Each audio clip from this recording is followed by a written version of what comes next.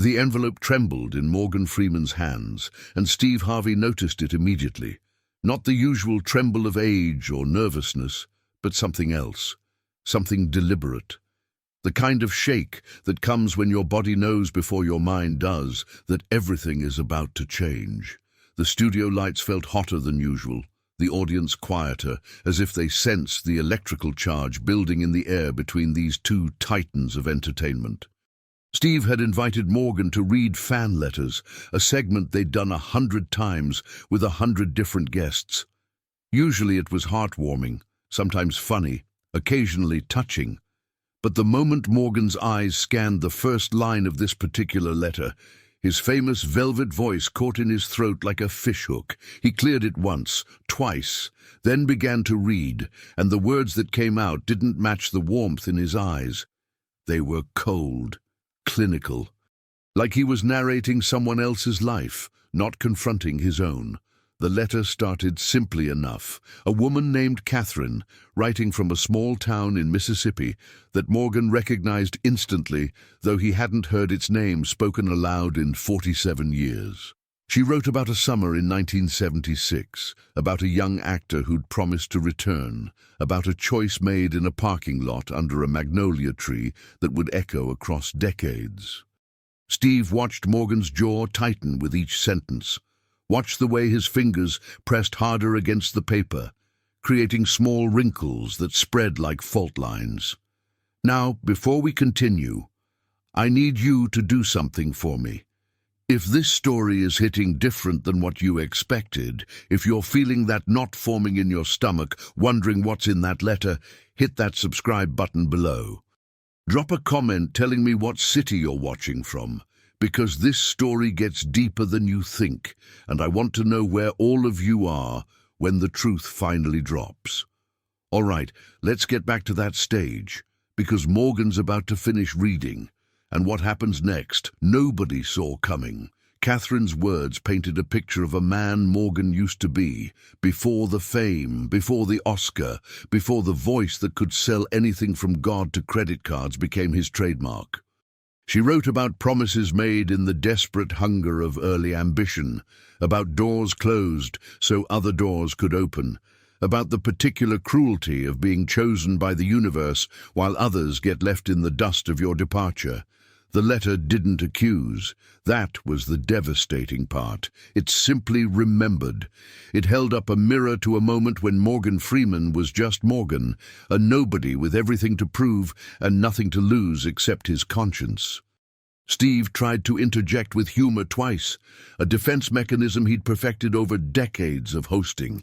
The audience needed release, needed permission to laugh, to break the tension coiling tighter with every word. But Morgan kept reading, and something in his posture, in the set of his shoulders, told Steve to stay quiet. This wasn't entertainment anymore. This was something else, something rawer. The letter's middle section detailed consequences. Not dramatic ones, not the stuff of tabloids or scandals. Quieter destructions. A theater program that folded because its star never returned. A community that had pooled resources to send their brightest to Los Angeles, expecting he'd remember where he came from. Young people who'd looked up to him, who'd believed his promises about coming back to teach, to give back, to be the bridge between their small world and the impossible dreams they held. Catherine didn't write with anger. She wrote with the tired resignation of someone who'd spent decades watching a door that never opened. Morgan's voice began to fracture around the edges. Not breaking, because Morgan Freeman's voice doesn't break. It's too well trained, too professional. But there were microscopic hesitations, breath patterns that shifted, syllables that carried more weight than others. Steve recognized the signs. He'd interviewed thousands of people, had developed an almost supernatural ability to read the space between words. Morgan was drowning in memories he'd buried so deep, he'd convinced himself they were someone else's. The audience sat in that peculiar silence that happens when people don't know if they're witnessing something beautiful or something they shouldn't be seeing. Some leaned forward, Others looked down at their phones, seeking escape from the intimacy of the moment. A woman in the third row had her hand over her mouth. A man near the back had tears tracking down his face, though the letter wasn't even about him. That's the thing about truth told plainly. It doesn't need theatrics. It just needs to be spoken aloud. Catherine's final paragraph was the knife. Not twisted, just inserted cleanly between ribs. She wrote that she wasn't looking for an apology or acknowledgement. Too much time had passed for that to mean anything. She'd built a different life, taught high school English for 38 years, raised 3 children who never knew they'd once lived in a town that believed it was special because Morgan Freeman had walked its streets. She was writing, she explained, because she was cleaning out her attic and found the programs from those summer theatre productions, found Morgan's handwritten note promising to return within 5 years, found evidence of a past that felt fictional now. She wanted him to know that she'd kept them, not out of bitterness, but because they reminded her of a time when promises still felt possible, when young people believed in each other before the world taught them better. The letter ended there. No dramatic call to action, no demand for response, just a woman reaching across decades to say, "I remember you before you became who you are now. I remember when you were still becoming." Morgan folded the letter carefully, precisely, his fingers moving with the same methodical grace he brought to every performance. Then he stood. The movement was fluid, elegant even, but there was something final about it. He didn't look at Steve, didn't acknowledge the audience. He simply tucked the letter into his jacket pocket, the way you'd pocket something precious, something that might disintegrate if exposed to air too long, and walked towards stage left. Steve's mouth opened, but no sound emerged. His brain was scrambling for the right response, the perfect quip that would land the moment, give it meaning, wrap it in cellophane so the audience could take it home feeling satisfied. Nothing came. He was genuinely, completely speechless, and for a man whose entire career was built on never running out of words, the sensation was terrifying. Morgan's footsteps echoed in the silence, each one measured, unhurried. He wasn't fleeing. He was simply leaving. The way you leave a funeral or a confession booth, the way you leave when staying, would require explanations you don't have or aren't ready to give. The audience started to stir, uncertain energy rippling through the rows. Should they applaud? Was this part of the show? The line between performance and reality had blurred so completely that nobody knew which side they were standing on. Steve finally found movement, stepping forward, his arm extending as if to call Morgan back, but he didn't call out. Something stopped him. Maybe respect. Maybe recognition that some moments aren't meant to be salvaged or explained. Maybe the understanding that Morgan Freeman, the man who'd narrated humanity's story in a dozen films, who'd played God and President and Voice of Wisdom, was entitled to walk away from his own story without commentary. The backstage crew froze. Cameras kept rolling because nobody had given the signal to cut. Producers in the booth were frantically debating through headsets whether to go to commercial, whether this was usable, whether Morgan would come back.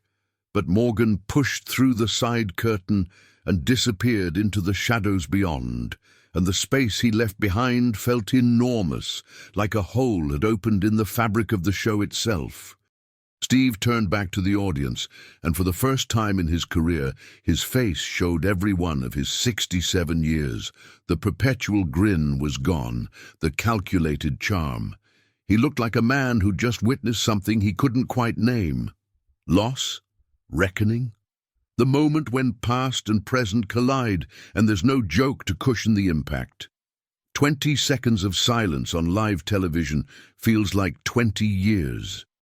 Steve could hear his own heartbeat, could hear someone coughing in row 7, could hear the mechanical hum of cameras adjusting focus. The red lights blinked at him like accusatory eyes. Say something. Do something. Fix this. But what do you say when you've just watched a legend walk away from everything he's built? When you've seen the mask slip, not through scandal or exposure, but through the simple act of remembering? Steve Harvey had built his empire on family feuds and comedy and the carefully packaged drama of game shows.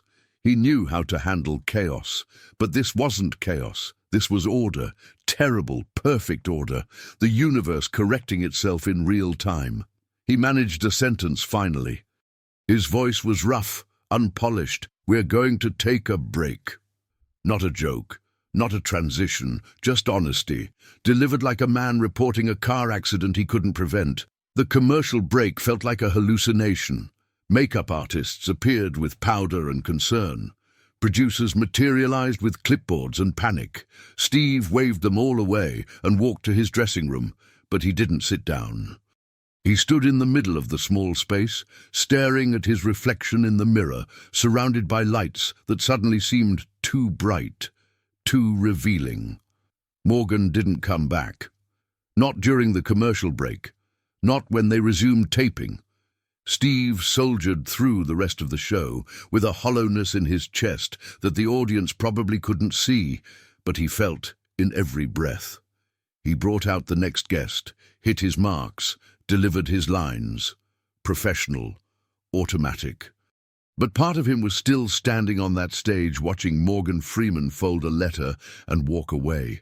The show wrapped. Steve sat in his dressing room for an hour afterward, still in his suit, still wearing the microphone pack they'd forgotten to retrieve. His phone buzzed constantly, texts from producers, from publicists, from Morgan's people saying he'd gone back to his hotel and wouldn't be making any statements. The incident would trend on social media within minutes. Think pieces would be written. Speculation would bloom like mold. But Steve wasn't thinking about any of that. He was thinking about the letter, about Catherine in Mississippi, cleaning out her attic, finding evidence of a promise.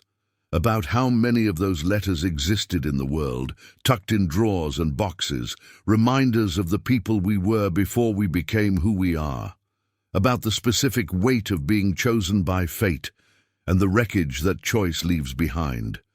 He thought about his own journey, the doors he'd walked through and the ones he'd closed, the people he'd promised to call back, to help, to remember. The small kindnesses he'd intended but never followed through on because there was always another show, another city, another opportunity demanding his attention. The mathematics of success required subtraction. Everyone knew that. But nobody talked about what you were subtracting, or whether those numbers had names and faces and memories of a version of you that no longer existed. 3 days later, Steve received his own letter. Plain envelope, no return address, postmarked from Los Angeles. Inside, Morgan's handwriting, elegant and measured. It wasn't an explanation or an apology. It was simply a note saying thank you for not trying to turn the moment into content, for letting him leave with dignity. He wrote that he'd gone back to Mississippi the next morning, had driven through that small town for the first time in 47 years, had found Catherine's house through a combination of memory and asking strangers. They'd sat on her porch for 3 hours, drinking sweet tea, talking about people and places that existed only in their shared past. Morgan wrote that he didn't know if it fixed anything or if there was even anything to fix. Time doesn't move backward, and the young man who'd made those promises was gone as surely as the young woman who'd believed them. But he'd needed to look her in the eye and say, I remember too. I remember who I was. I remember what I said. And I'm sorry that becoming who I needed to become meant leaving behind who I promised to be. The letter ended with a single line. Sometimes the only honest response to truth is silence and walking away. Thank you for understanding that. Steve folded the letter and placed it in his desk drawer, next to contracts and scripts and all the paper evidence of a life built in front of cameras. He wondered if he'd still have it in 47 years, if someone would find it while cleaning out an attic or an office, if it would serve as a reminder of the day he learned that even legends carry the weight of their younger selves, that fame doesn't erase the past, It just gives you better lighting to see it by. He never mentioned the incident again publicly.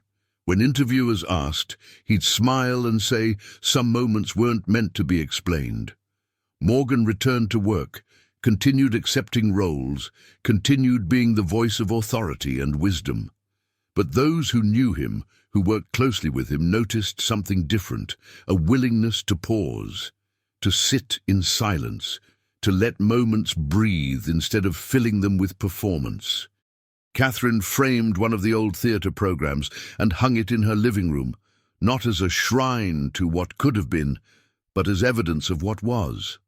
A summer when anything seemed possible. A time before choices hardened into destiny.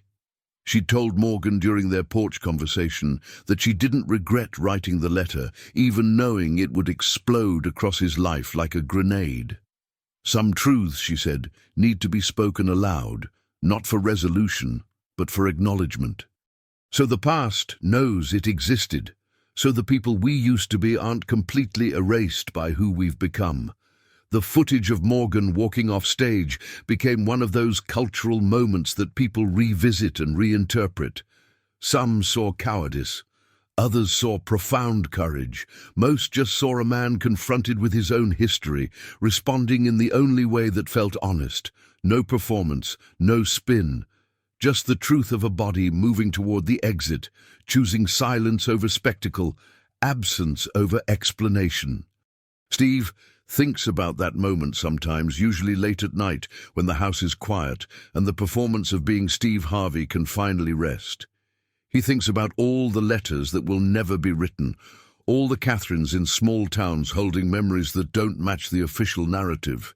He thinks about the mathematics of success and what gets subtracted in the equation. He thinks about Morgan's footsteps echoing across that stage, each one a drumbeat marking time, marking distance, marking the space between who we promise to be and who we actually become.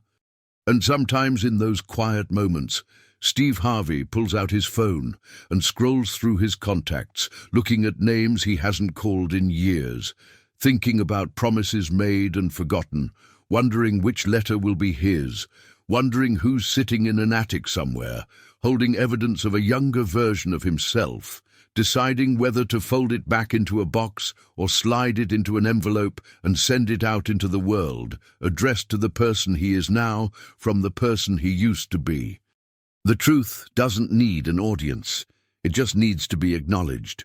Morgan Freeman understood that the moment he stood up, and Steve Harvey understood it the moment he let him walk away.